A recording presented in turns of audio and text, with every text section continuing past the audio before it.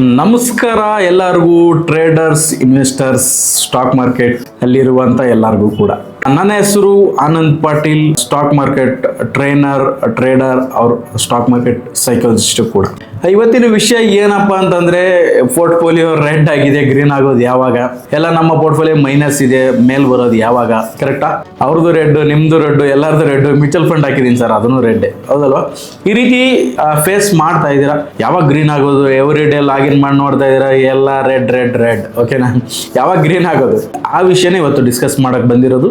ಯಾವಾಗಪ್ಪ ಈ ಒಂದು ಗ್ರೀನ್ ಆಗೋದು ನಮ್ಮ ಪೋರ್ಟ್ಫೋಲಿಯೋ? ಹೌದಾ? ನೋಡಿ, ಒಂದು ಅರ್ಥ ಮಾಡ್ಕೊಳ್ಳಿ. ನಾನು ಆಲ್ರೆಡಿ ನಿಮ್ಗೆ ಒಂದು ಕಂಪ್ಲೀಟ್ 2025 ಏನಾಗುತ್ತೆ ಅಂತ ಒಂದು ವಿಡಿಯೋ ಕೂಡ ಮಾಡಿದ್ದೆ. ಮಾರ್ಕೆಟ್ ಯಾವಾಗ ಮೇಲೆ ಯಾವಾಗ ಕೆಳಗೆ ಅಂತ.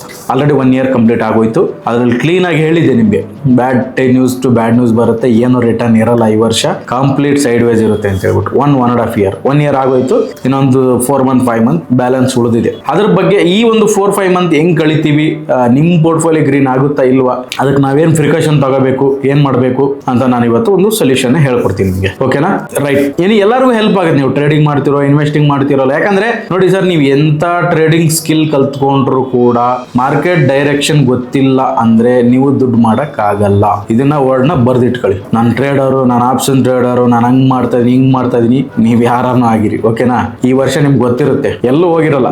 ಮೇಲ್ ಹೋಗಿರ್ತೀರಾ, ಕೆಳಗೆ ಬಂದಿರ್ತೀರಾ. ಮೇಲ್ ಹೋಗಿರ್ತೀರ, ಪ್ರಾಫಿಟ್ ಲಾಸ್ಟ್ ಆಗಿ ಎಂಡ್ ಆಫ್ ದಿ ಡೇ ಅಲ್ಲೇ ನಿಂತ್ಕೊಂಡು ಸೈಕಲ್ ಹೊಡಿತಾ ಇರ್ತೀರಾ. ರಿಟರ್ನ್ ಏನೋ ಅಂತ ಬಂದಿರಲ್ಲ. ಇಕ್ವಿಟಿ ಆದ್ರೇನು, ಆಪ್ಷನ್ಸ್ ಆದ್ರೇನು, ಬೈಯರ್ ಆದ್ರೇನು, ಸೆಲ್ಲರ್ ಆದ್ರೆ ಎಲ್ಲಾರ ಕತೆ ಹಣೆ ಬರ ಅಷ್ಟೇ ಆಗಿರುತ್ತೆ ಈ ವರ್ಷ. ಓಕೆನಾ? ತೆಗೆದು ನೋಡಿದ್ರೆ ಏನು ಇರಲ್ಲ ಅದರಲ್ಲಿ. ಕರೆಕ್ಟಾ?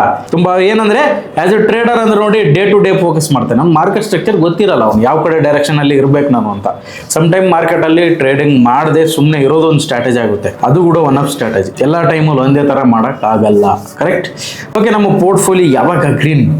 ಇದು ಇಂಪಾರ್ಟೆಂಟ್. ಮ್ಯಾಟ್ರ್ ಬನ್ನಿ ಸರ್. ಫಸ್ಟ್ ತುಂಬಾ ಜನ ಸರ್ ಮ್ಯಾಟ್ರ್ ಬನ್ನಿ ಸರ್, ನಮ್ದು ರೆಡ್ ಆಗಿದೆ ನೋಡಿ ಸಾಕಾಗಿದೆ. ಯಾವಾಗ ಇದು ಗ್ರೀನ್ ಆಗುವುದು? ನಮ್ಮ ಪೋರ್ಟ್ಫೋಲಿಯೋ ಗ್ರೀನ್ ಆಗೋದು ಯಾವಾಗ?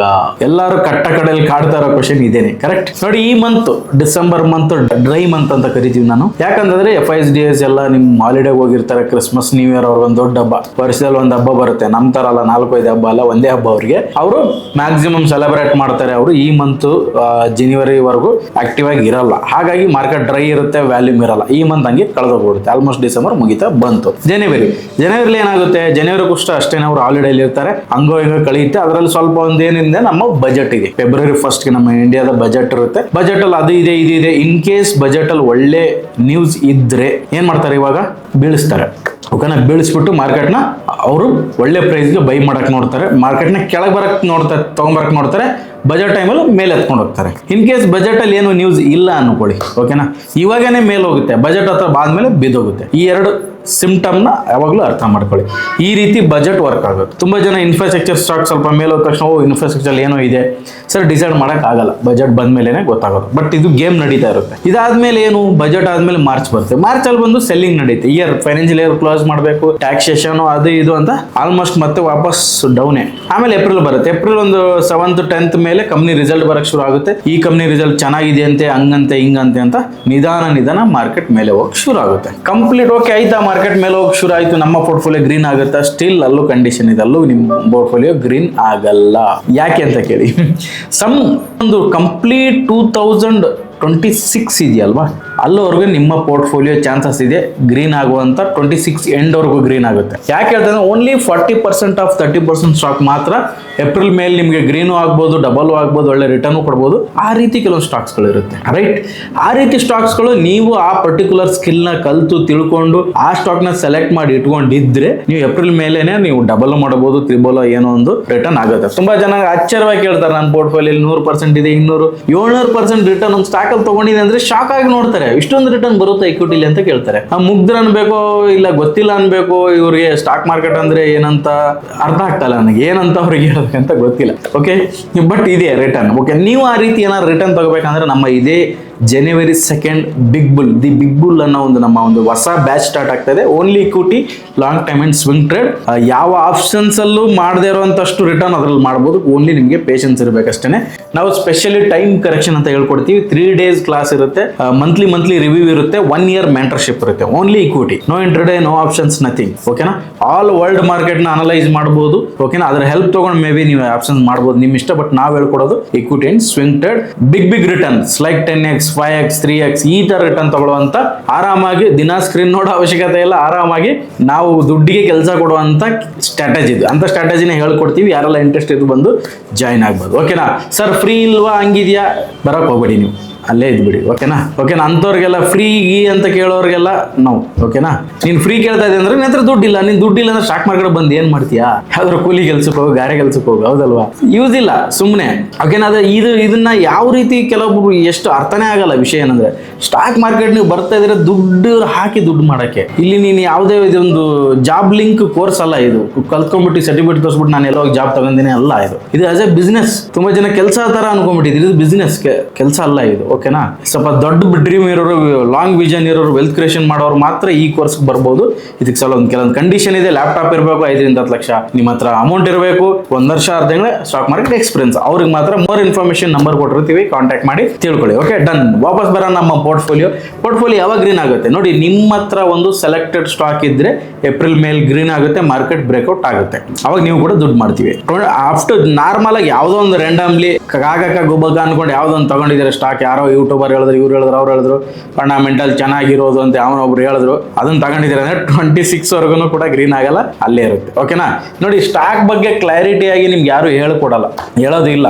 ತುಂಬಾ ದೊಡ್ಡವರು ಅಂತ ಅನ್ಸ್ಕೊಂಡವ್ರು ಇದ್ದಾರೆ. ಬರೀ ಫಂಡಮೆಂಟಲ್ ಚೆನ್ನಾಗಿರೋದು ತಗೊಳ್ಳಿ, ಬರೀ ಫಂಡಮೆಂಟಲ್ ನೋಡಿ, ಅದು ಕಡಲೆಪುರಿ ಹಾಕಲು ತಿನ್ನಕ್ಕೆ ಯೂಸ್ ಆಗುತ್ತೆ ಹೊರತು ಫಂಡಮೆಂಟಲ್ ಓದಿ ಯಾವುದಕ್ಕೂ ಪ್ರಯೋಜನಕ್ಕೆ ಬರಲ್ಲ. ಓಕೆನಾ? ನಾವು ಒಂದು specially chart trading, time correction ಬಗ್ಗೆ ನಾನು ಸ್ಟಡಿ ಮಾಡೋದು. ಅದರಲ್ಲಿ ಸ್ಟಾಕ್ ಬಗ್ಗೆನೂ ಕೂಡ ಲಾಂಗ್ ಟೈಮ್ ಇನ್ವೆಸ್ಟ್ಮೆಂಟ್ ನ ಮಾಡ್ಬೋದು. ಚಾರ್ಟ್ ನೋಡಿ ಅದರ ವಿಷಯ ನಾನು ಒಬ್ಬನೇ ಡಿಸ್ಕಸ್ ಮಾಡ್ತಾ ಇರೋದು ಕರ್ನಾಟಕದಲ್ಲಿ. ಉಳಿದಾರೆಲ್ಲ ಟ್ರೇಡಿಂಗ್ ಅಂತ, ಯಾರೊಬ್ಬ 50 ಲಕ್ಷ ಮಾಡೋದಂತೆ, ಒಬ್ಬ 9 ಲಕ್ಷ ಮಾಡೋದಂತೆ, ಲೈವ್ ಟ್ರೇಡಿಂಗ್ ಮಾಡೋದಂತೆ. ಎಲ್ಲರ ಬಣ್ಣ ಬಯಲಾಗುತ್ತೆ. ವೇಟ್ ಮಾಡಿ, 1 ವರ್ಷ 2 ವರ್ಷ ಎಲ್ಲರೂ ಬಣ್ಣ ಬಯಲಾಗುತ್ತೆ. ಓಕೆನಾ? ಯಾರೆಲ್ಲ ದೊಡ್ಡದಾಗಿ ಹೇಳ್ತಾರಲ್ಲ ನಿಮ್ಗೆ ಖುದ್ ನಿಂತ್ಕೊಂಡು ಸ್ಟೈಲ್ ಆಗಿ ಯಾವ್ದೋ ಹೋಟ್ಲಲ್ಲಿ ನಿಂತ್ಕೊಂಡು ಇಲ್ಲಿ ನಿಂತ್ಕೊಂಡು ನಾನು 50 ಲಕ್ಷ 50 ಲಕ್ಷ ಮಾಡಿದೆ, ಇವ 9 ಲಕ್ಷ ಮಾಡಿದೆ, 10 ಲಕ್ಷ ಮಾಡಿದೆ, ಎಲ್ಲರೂ ಬಣ್ಣ ಬಯಲು ಬರುತ್ತೆ. ಓಕೆನಾ? ತಲೆ ಕೆಡಿಸ್ಕೊಳಕ್ ಹೋಗ್ಬೇಡಿ. ರಿಯಾಲಿಟಿ ಪ್ರಾಕ್ಟಿಕಲ್ ಯೋಚನೆ ಮಾಡಿ. ಓಕೆನಾ? ಪ್ರಾಕ್ಟಿಕಲ್ ಆಗಿ ಯೋಚನೆ ಮಾಡಿ, ಪ್ರಾಕ್ಟಿಕಲ್ ಆಗಿ ಕಲ್ತ್ಕೊಳ್ಳಿ. ಇದೊಂದು ಸ್ಕಿಲ್ ಕಲ್ತ್ಕೊಂಡು ಇನ್ವೆಸ್ಟ್ಮೆಂಟ್ ಮಾಡಿ. ಸೆಲೆಕ್ಟೆಡ್ ಸ್ಟಾಕ್ ನಿಮ್ಮ ಹತ್ರ ಇದ್ರೆ ಡೆಫಿನೆಟ್ ಆಗಿ ನಿಮ್ಮ ಪೋರ್ಟ್ಫೋಲಿಯೋ ಕೂಡ ಗ್ರೀನ್ ಆಗುತ್ತೆ. ಓಕೆನಾ? ಗ್ರೀನ್ ಆಗುತ್ತೆ. ಯಾವಾಗ? April R May. ಅದರ್ವೈಸ್ 26 ವರೆಗೂ ಟೈಮ್ ಫುಲ್ ಇಯರ್ ನಿಮ್ಗೆ ತಗೋಬಹುದು ನಿಮ್ಮ ಪೋರ್ಟ್ಫೋಲಿಯೋ ಗ್ರೀನ್ ಆಗಕ್ಕೆ, ಒಳ್ಳೆ ಒಂದು ರಿಟರ್ನ್ ತಗೊಳಕ್ಕೆ. ಅದ್ರ 26 ಆದ್ಮೇಲೆ ನಿಮ್ಮ ಸ್ಟಾಕ್ ಮೇಲೆ ಬರ್ತಾ ಇಲ್ಲ, ಗ್ರೀನ್ ಆಗ್ತಾ ಇಲ್ಲ, ನಿಮ್ಗೆ ರಿಟರ್ನ್ಸ್ ಬರ್ತಾ ಇಲ್ಲ ಅಂದ್ರೆ ಅರ್ಥ ಮಾಡ್ಕೊಳ್ಳಿ, ರಾಂಗ್ ಸ್ಟಾಕ್ ನ ಸೆಲೆಕ್ಟ್ ಮಾಡಿದೀರಾ ಅಂತ ಕ್ಲಿಯರ್ ಕಟ್ ಆಗಿ ಅರ್ಥ ಮಾಡ್ಕೊಂಬಿಡಿ. ಓಕೆನಾ? ಇದನ್ನ ಒಂದು ಸಿಂಪ್ಟಮ್ ಆಗಿ ಕೊಡ್ತಾ ಇದೀನಿ. ಯಾಕೆ ನೋಡಿ, ಸ್ಟಾಕ್ ಮಾರ್ಕೆಟ್ ಅಲ್ಲಿ ಎಲ್ಲ ಕಲ್ತ ಮೇಲೆ, ಎಲ್ಲ ಗೊತ್ತಾದ್ಮೇಲೆ ಸೈಕಾಲಜಿ ವೆರಿ ಇಂಪಾರ್ಟೆಂಟ್. ಹೆಂಗ್ ವರ್ಕ್ ಆಗುತ್ತೆ ಅಂತ. ಓಕೆನಾ? ಕೆಲವೊಂದು ಸ್ಟಾಕ್ ಮಾರ್ಕೆಟ್ ಅಲ್ಲಿ ಏನಿದೆ, ನೀವು ಚಾರ್ಟ್ ಟ್ರೇಡಿಂಗ್ ಕಲ್ತರೂ ಕೂಡ ಈ ಟೈಮಲ್ಲಿ ವರ್ಕ್ ಆಗುತ್ತೆ, ಈ ಟೈಮಲ್ಲಿ ವರ್ಕ್ ಆಗಲ್ಲ, ಈ ರೀತಿ ಇರುತ್ತೆ. ಓಕೆನಾ? Timing is very important. Timing ಪ್ರಕಾರ ನಡೆಯುತ್ತೆ. ಎಲ್ಲ ಟೈಮಲ್ಲಿ ಎಲ್ಲ ತರ ಒಂದೇ ತರ ವರ್ಕ್ ಆಗಲ್ಲ. ಅದಕ್ಕೆ ನಾನು 1 ವರ್ಷದ ಹಿಂದೆ ಹೇಳಿದ್ದು, 1.5 ವರ್ಷ ಸ್ಟಾಕ್ ಮಾರ್ಕೆಟ್ ಬ್ರೇಕ್ ಆಗಲ್ಲ, ಎಲ್ಲೂ ಹೋಗಲ್ಲ, ಇಲ್ಲೇ ಇರ್ತೀವಿ, ಇಲ್ಲೇ ಸೈಕಲ್ ಹೊಡಿತಾ ಇರ್ತೀವಿ ಅಂತ ಕ್ಲಿಯರ್ ಕಟ್ ಆಗಿ ಹೇಳಿದೀನಿ. ನಾನು ಎಲ್ಲ ವಿಡಿಯೋದಲ್ಲಿ ಹೇಳ್ತಾ ಇರ್ತೀನಿ. ಆ ವಿಡಿಯೋ ಹೋಗಿ ನೋಡಿ. ಅದಾನಿ ಗ್ರೂಪ್ ಬಗ್ಗೆ ವಿಡಿಯೋ, ಅದನ್ನು ಹೋಗಿ ನೋಡಿ. ವೇದಾಂತ ಪ್ಲಡ್ಜು ಫಂಡಮೆಂಟಲ್ ಸರಿ ಇಲ್ಲ ಅಂತ ಬಡ್ಕೊಂತ ಇದ್ರು, ಅದನ್ನು ಕೂಡ ಹೇಳಿದೀನಿ, ಹೋಗಿ ನೋಡಿ. ಓಕೆನಾ? ನಾನು ಇಲ್ಲಿ ಕರಿತಾ ಇರೋದು ನಿಮಗೆ ಒಂದು ಒಳ್ಳೆ ವಿಷನ್ ಇರೋರು, ವೆಲ್ತ್ ಕ್ರಿಯೇಟ್ ಮಾಡ್ಬೇಕನ್ನೋರಿಗೆ, ಲೂಸರ್ಸ್ ಅಲ್ಲ. ದಿನ ಟ್ರೇಡಿಂಗ್ ಅಡಿಕ್ಷನ್ ಮಾಡ್ಕೊಂಡು, ಲಾಟ್ರಿ ಆಡ್ಕೊಂಡು, ಎನಿವೇ ರಮ್ಮಿ ಸರ್ಕಲ್ಲು, IPL ಎಲ್ಲ ಬ್ಯಾನ್ ಆಗಿದಾವೆ, ಇಲ್ಲಿ ಲಾಟ್ರಿ ಆಡೋಣ ಅಂತ ಬರೋ ಗ್ಯಾಮ್ಲರ್ಸ್, ಲೂಸರ್ಸ್ ಅಲ್ಲ ನಾನು ಹೇಳ್ತಾ ಇರೋದು. Get out please. ಬರಕ್ ಹೋಗ್ಬೇಡಿ, ನಾನೇ ಹೇಳ್ತೀನಿ. ಓಕೆನಾ? ನಾನು ಹೇಳ್ತಾ ಇರೋ ಒಂದು ವಿಷಯ, ನನ್ನ ಜೊತೆ ಬನ್ನಿ ಅಂತ ಹೇಳ್ತಾ ಇರೋದು ಒಂದು ಒಳ್ಳೆ ವಿಷನ್ ಇಟ್ಕೊಂಡಿರೋರಿಗೆ. ಓಕೆನಾ? ನಾಟ್ ಗ್ಯಾಮ್ಲರ್ ಅವ್ರ ಅಡಿಕ್ಷನ್ ಅಲ್ಲ. ಓಕೆನಾ? ಇವಾಗ ಸ್ವಲ್ಪ ಜನಕ್ಕೆ ಏನಾಗ್ಬಿಟ್ಟಿದೆ, ಡ್ರಗ್ಸ್ಗಿಂತ ಕೆಟ್ಟ ಅಡಿಕ್ಷನ್ ಆಗಿದೆ ಟ್ರೇಡಿಂಗ್ ಮಾಡೋದು ಒಳ್ಳೇದು, ಬಟ್ ಅದನ್ನ ಆಸ್ ಎ ಸ್ಕಿಲ್ ಆಗಿ ಕಲ್ತ್ ಮಾಡೋರಿಗೆ ಒಂದು ಪ್ರೊಫೆಷನಲ್ ಟ್ರೇಡರ್ಸ್ ಇದ್ದಾರೆ, ಬಿಟ್ಬಿಟ್ಟು ಗ್ಯಾಮ್ಲಿಂಗ್ ತರ ಮಾಡೋರು ಇದ್ದಾರೆ. ಓಕೆನಾ? ಯಾರು ಆಗ್ಬೇಕು ನೀವು ಅನ್ನೋದು ನೀವು ಡಿಸೈಡ್ ಮಾಡಿ. ಕರೆಕ್ಟಾ? ಏನ್ ಆಗ್ಬೇಕು ಅಂತ. ಓಕೆ, ನೋಡಿ, ನಾವು ಏನೇ ಮಾಡೋದು ಕೂಡ ಡೈವರ್ಸಿಫೈ ಇರೋದು ಒಳ್ಳೇದು. ಇನ್ವೆಸ್ಟ್ಮೆಂಟು ಇರಬೇಕು, ಟ್ರೇಡಿಂಗು ಮಾಡಬೇಕು, ಎಲ್ಲಾ ತರ ಡೈವರ್ಸಿಫೈ ಇರಬೇಕು. ಒಂದೇ ಫುಡ್ ನ ಡೈಲಿ ತಿಂದ್ರೆ ಈಟನ್ ಆಗುತ್ತೆ, ಕೋಲ್ಡನ್ ಆಗುತ್ತೆ, ಅಲರ್ಜನ್ ಆಗುತ್ತೆ, ಹೌದಲ್ವಾ? ನಮ್ಮ ಲೈಫ್ ಅಲ್ಲಿ ಹೆಂಗೆ ಡೈವರ್ಸಿಫೈ ಇರ್ಬೇಕು, ಎಲ್ಲಾ ತರ ರಿಲೇಶನ್ಶಿಪ್ ಬೇಕು, ಎಲ್ಲ ಫ್ರೆಂಡ್ಶಿಪ್ ಬೇಕು, ಫ್ಯಾಮಿಲಿನೂ ಬೇಕು, ಎಲ್ಲಾ ತರ ಒಂದು ಡೈವರ್ಸಿಫೈ ಇದ್ರೆ ಲೈಫ್ ಕಂಪ್ಲೀಟ್ ಆಗುತ್ತೆ. ಅದೇ ತರ ಕೂಡ ನೀವು ಸ್ಟಾಕ್ ಮಾರ್ಕೆಟ್ ಅಲ್ಲಿ ಜರ್ನಿಲಿ ಇನ್ವೆಸ್ಟ್ಮೆಂಟು ಬೇಕು, ಮ್ಯೂಚುವಲ್ ಫಂಡು ಬೇಕು, ಟ್ರೇಡಿಂಗು ಬೇಕು, ಆಪ್ಷನ್ಸ್ ಬೇಕು, ಫಾರೆಕ್ಸ್ ಎಲ್ಲಾನು ಕೂಡ ಒಂದೊಂದು ಪರ್ಸೆಂಟೇಜ್ ಆಫ್ ಪ್ರಿಯಾರಿಟಿಯಾಗಿ ಮಾಡ್ಕೋಬೇಕಾಗುತ್ತೆ. ಕೆಲವರು ಯಾರೋ ಕ್ವಶನ್ ಮಾಡಿದ್ರು ಲಾಸ್ಟ್ ಟೈಮ್, ಸರ್ ನೀವು ಇನ್ವೆಸ್ಟಿಂಗ್ ಬಗ್ಗೆನೂ ಹೇಳ್ತೀರಾ, ಟ್ರೇಡಿಂಗ್ ಬಗ್ಗೆನೂ ಹೇಳ್ತೀರಾ, ಆಪ್ಷನ್ಸ್ ಬಗ್ಗೆ ಹೇಳ್ತೀರಾ, ಎಲ್ಲಾನು ಹೇಳ್ತೀವಿ. ನಿಮ್ಗೆ ಯಾವ್ದು ಬೇಕೋ ಅದು ತಗೊಳ್ಳಿ, ಓಕೆನಾ? ಕರೆಕ್ಟ್ ಅಲ್ವಾ? ನಿಮ್ಮ ಲಾಸ್ಟ್ ಫೈನಲ್ ಡಿಸಿಷನ್ ನೋಡಿ. ಎಲ್ರಿಗೂ ಎಲ್ಲ ಸೂಟ್ ಆಗಲ್ಲ. ಎಲ್ರಿಗೂ ಇನ್ವೆಸ್ಟಿಂಗ್ ಕೆಲವರಿಗೆ ಬೋರ್ ಅನ್ಸುತ್ತೆ, ಕೆಲವರು ಟ್ರೇಡಿಂಗ್ ರಿಸ್ಕ್ ಅನ್ಸುತ್ತೆ. ನಿಮ್ಮ ಟೈಮ್ ಪ್ರಕಾರ, ನಿಮ್ಮ ನೇಚರ್ ಪ್ರಕಾರ ಯಾವ್ದು ಎಲ್ಲಾನು ಮಾಡ್ಬೋದು. ಒಂದೊಂದು ಪರ್ಸೆಂಟೇಜ್ ಆಫ್ ರಿಸ್ಕ್ ಇರುತ್ತೆ, ತಗೊಂಡು ಮಾಡ್ಕೊಂಡು ಹೋಗ್ಬೋದು. ನಾಲೆಡ್ಜ್ ಇದ್ದವ್ರಿಗೆಲ್ಲ ಇದು. ಕೆಲವೊಬ್ರು ಬರ್ತಾರೆ ಅನ್ಎಜುಕೇಟೆಡ್, ಏನೇನೋ ಕಮೆಂಟ್ಗಳು ಹಾಕೊಂಡು, ಓಕೆನಾ? ನಿಮ್ಮಂತರಿಗೆ ಲೈಕ್ ನಾನು ಅವ್ರನ್ನ ಪಪ್ಪು ಫಾಲೋವರ್ ಅಂತ ಕರಿತೀನಿ, ಓಕೆನಾ? ಪಪ್ಪು ಫಾಲೋವರ್ ದಯವಿಟ್ಟು ಹೊರಗಡೆ ಇರಿ, ನನ್ನ ಫಾಲೋ ಮಾಡೋ ಅವಶ್ಯಕತೆ ಇಲ್ಲ. ನಮ್ಮ ಇಂಡಿಯಾ ದೇಶ ನಮ್ ಗ್ರೋತ್ ಆಗಬೇಕು ಅಂತ ನ್ಯಾಷನಾಲಿಟಿ ಯಾರು ಯೋಚನೆ ಮಾಡ್ತಿರಲ್ಲ ಅವ್ರಿಗೆ ಸ್ಟಾಕ್ ಮಾರ್ಕೆಟ್ ಸೂಟ್ ಆಗುತ್ತೆ. ಅವ್ರು ಮಾತ್ರ ಓಕೆನಾ? ನಾನು ದುಡ್ಡು ದೇಶಕ್ಕೆ ಟ್ಯಾಕ್ಸ್ ಕಟ್ಟಿದ್ರೆ ದೇಶನ ಡೆವಲಪ್ ಆಗಿದೆ, ನಾನು ಡೆವಲಪ್ ಆಗ್ತೀನಿ. ಓಕೆ, ನನಗೆ ಫ್ರೀ ಇಲ್ಲ ಅಂತಂದ್ರೆ ಭಿಕ್ಷೆ ಬೇಡೋದು, ಹೌದಲ್ವಾ? ಭಿಕ್ಷೆ ಬೇಡುವಂತ ಕೆಲಸ ನಾನು ಯಾವತ್ತೂ ಮಾಡಕ್ ಹೋಗಲ್ಲ, ಹೌದಲ್ವಾ? ಅಂತದ್ ಫ್ರೀ ಅಲ್ಲ, ನಾನು ದುಡಿತೀನಿ. ಯಾಕಾಗದೆ ಎಷ್ಟೋ ಜನ ನಮ್ಗಿಂತ ಕಾಲಿಲ್ಲ, ಕೈ ಇಲ್ಲ, ಕಣ್ಣಿಲ್ಲ, ಅವರು ಕಷ್ಟ ಬಿದ್ದು ದುಡ್ದು ಜೀವನದಲ್ಲಿ ಮುಂದೆ ಬರ್ತಾರೆ. ಕೆಲವರು ಎಲ್ಲ ಚೆನ್ನಾಗಿರ್ತಾರೆ, ಬರ್ತಾರೆ ಕಮೆಂಟ್ ಬಾಕ್ಸ್ ಅಲ್ಲಿ ಫ್ರೀ ಹೇಳ್ಕೊಡಲ್ವಾ, ಯಾಕೆ ಫ್ರೀ ಹೇಳಲ್ಲ, ಯಾಕೆ ಕೋರ್ಸ್ ಎಲ್ಲಿ ಮಾಡ್ತೀರಾ? ನಿಮ್ಮ ಟೀಚರ್ಗಳು ಕೂಡ ಹಂಗೆ ಯೋಚನೆ ಮಾಡಿದ್ರೆ ನಿನಗೆ ಯಾಕೆ ಹೇಳ್ಕೊಳ್ಳೋದು? ನಾನೇ ಡಾಕ್ಟರ್ ಆಗ್ಬೋದು, ನಾನೇ ಇಂಜಿನಿಯರ್ ಆಗ್ಬೇಕು, ನಾನೇ ಸೈನ್ಸಿಸ್ಟ್ ಆಗ್ಬೋದು ಅನ್ಕೊಂಡಿದ್ರೆ ನೀನ್ ಎಲ್ಲಿ ಇರ್ತಿದ್ದೆ? ಕಮೆಂಟ್ ಮಾಡಕ್ಕೆ ಸ್ಪೆಲ್ಲಿಂಗ್ ಟೈಪ್ ಮಾಡೋಕ್ಕೂ ನೀನು ಬರ್ತಾ ಇರಲಿಲ್ಲ, ಕರೆಕ್ಟ್ ಅಲ್ವಾ? ನಿಮ್ಮ ಟೀಚರ್ ಹೇಳ್ಕೊಟ್ಟಿರ್ಲಿಲ್ಲ ಅಂದ್ರೆ, ಇನ್ ಕೇಸ್ ನನಗೆ ಹೇಳ್ಕೊಟ್ಟಿರ್ಲಿಲ್ಲ, ನಾನು ದುಡ್ಡು ಮಾಡ್ತಾ ಇದ್ದೀನಿ, ನಿನಗೆ ಯಾಕೆ ಹೇಳ್ಕೊಡ್ಬೇಕಂತ ಹೇಳ್ಕೊಟ್ಟಿರ್ಲಿಲ್ಲ ಅಂದ್ರೆ ನಾನು ಇವತ್ತು ನಿಮ್ಮ ಕಡೆ ಮುಂದೆ ಇರ್ತಾ ಇರಲಿಲ್ಲ, ಹೌದಲ್ವಾ? ಇದು ನಾನ್ ಸೆನ್ಸ್ ತರ ಕೆಲವರು ಕಮೆಂಟ್ ಮಾಡೋರು ಇರ್ತಾರೆ. ಓಕೆ, ಅವ್ರ ಬಗ್ಗೆ ತಲೆ ಕೆಡಿಸೋದು ಬೇಡ. ನಮ್ಮನ್ನು ತುಂಬಾ ಜನ ಆಶೀರ್ವಾದ ಮಾಡಿ, ಎನ್ಕರೇಜ್ ಮಾಡಿ, ಸಿಕ್ಕಾಗೆಲ್ಲ ತುಂಬಾ ಹ್ಯಾಪಿ, ಖುಷಿ ಫೀಲ್ ಆಗ್ತಾರೆ. ನಿಮ್ಮ ಫ್ಯಾನ್ ಅಂತ ಹೇಳ್ತಾರೆ, ಫೋಟೋ ತೆಗೆಸ್ಕೊಂತಾರೆ.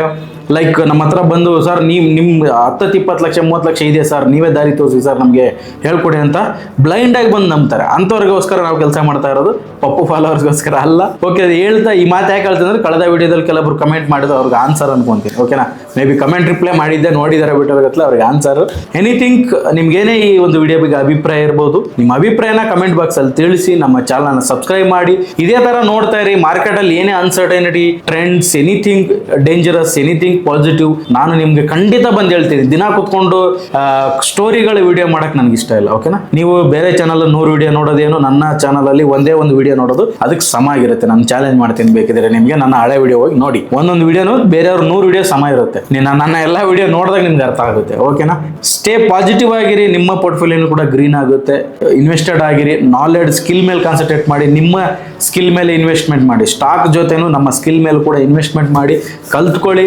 ಸ್ಟಾಕ್ ಮಾರ್ಕೆಟ್ ಇಂಡಿಯಾದಲ್ಲಿ ತುಂಬಾ ದುಡ್ಡಿನ ಒಂದು ಸುನಾಮಿ ಬರೋದಿದೆ, ಆಲ್ರೆಡಿ ಬರ್ತಾ ಇದೆ. ತುಂಬಾ ಜನ ಗೊತ್ತಿಲ್ಲ ಅಷ್ಟೇ. ಬ್ಯಾಂಕಿಂಗ್ ಫೀಲ್ಡ್ ಅಲ್ಲಿ ಬರ್ತಾ ಇದೆ, ಸುನಾಮಿ ಬರ್ತಾ ಇದೆ, ದುಡ್ಡು ಬರ್ತಾ ಇದೆ. ಸ್ಟಾಕ್ ಅಂತ ಮಾತ್ರ ಬ್ಯಾಂಕ್ ಸ್ಟಾಕ್ ಎಲ್ಲ ಮೇಲೆ ಹೋಗುತ್ತೆ ಅಂತಲ್ಲ, ಬೇರೆ ವೇ ಅಲ್ಲಿ ಬ್ಯಾಂಕಿಂಗ್ ಗೆ ಸುಮಾರು ದುಡ್ಡು ಬರ್ತಾ ಇದೆ. ಅದೇ ರೀತಿ ಬೇರೆ ಸೆಕ್ಟರ್ಗೆ ದುಡ್ಡಿನ ಸುನಾಮಿ ಬರೋದಿದೆ. ಕರೆಕ್ಟ್ ಆಗಿರಿ, ಒಳ್ಳೆ ಸ್ಟಾಕ್ ನ ಸೆಲೆಕ್ಟ್ ಮಾಡಿ. ನೀವು ಕೂಡ ನೆಕ್ಸ್ಟ್ 2026-27 ಅಲ್ಲಿ ನೀವು ಕೂಡ ಸ್ಟಾಕ್ ಮಾರ್ಕೆಟ್ ಇಂದ ಕರೋಡ್ಪತಿ ಆಗಿ ಅಂತ ನನ್ನ ವಿಶ್ ಮಾಡ್ತಾ ಈ ವಿಡಿಯೋನ ಇಲ್ಲಿಗೆ ಮುಗಿಸ್ತಾ ಇದ್ದೀನಿ.